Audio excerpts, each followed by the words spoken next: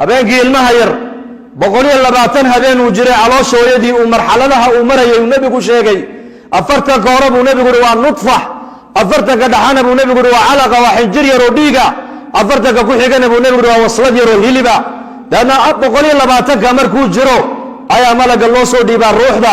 oo la yiraahdo ku afuuf habeenkaas afar shay ilmaha caloosha gala loo qoro afar shay arzaaqadiisa habeenkaas la qori buu nabigu intuu cunayo ajashiisina habeenkaas la qori maalintuu dhimanayo labiyo dhidig midku ahaanayna habeenkaas la qori ahla naar iyo ahla janna midku yahayna habeenkaaba la qori buu rasuulku yiri sallallahu alayhi wasallam ku salli rasuulka arzaaqadaadii habeenkaaba la qoray intay tahayna ilaahay waa ka qariyay intaad adduunyada ku noolaanaysa habeenkaaba la qoray intaad jiraysana waa laga qariyay bal ka warrama sidee noloshu ay noqon lahayd haddii ilmo kasto inoo dhalanaya uu noo dhalan lahaa asaga oo taariikhda uu dhimanayana halka ugu qoran tahay sidee noloshu noqon lahayd bal ka jawaaba odayba inaan ku oran lahaa adeer de mabruuk waan maqlay inay wiil aad ku curatee adeer waa mabruuke laakiin 2022 bisha 22 ugu dhimanayaaba ku qoran buu maxaa la sameynaa bal ka warraba taariikhda dhimashada laga qariyay baa raxmadaba walaw 100 sano kadib haddaan lagu qori lahayn inaad dhimanayso oo halkaa kaaga qornaan lahayd walwali walbahaari murugba ku sii dili lahayd laakiin ilaahay waa kariim uu ka qariyay sidoo ajashaada u qariyay ayuu arsaaqadan ilaahay kugu qariyay min maalinta aad dhalatay ilaa aad dhimanayso wixii adduunyada biyo iyo baad iyo bariis iyo hilib iyo caano iyo hawo aad ku lahayd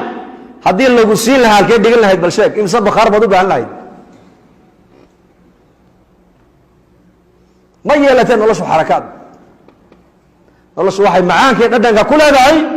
ajashiina waa lagaa qariyey arsaaqadiina waa lagu qariyey markaasaa weliba lagu sheego oo lagaa yidhi arsaaqadaadi iyo qoontaadu iskuma xidhno sidii ninkii nebiga u yimid ee yidhi laba nin oo walaale ayay ahaayeen midna farsamo yaqaan buu ahaa midna masjidka nebigu fadhin jiray oo nebigu cilmiga ka reebi jiray calayhi salaatu wasalaam marka kii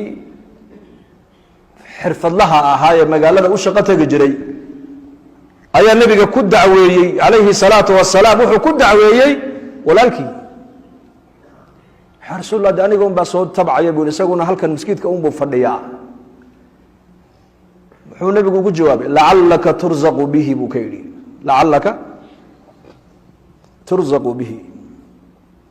waxa xaqiiqo ah oo dhab uu nabigu leeyahay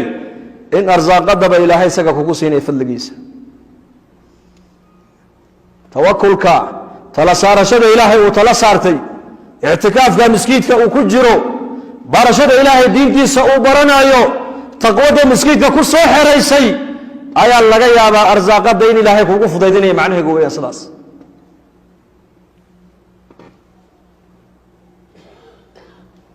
marka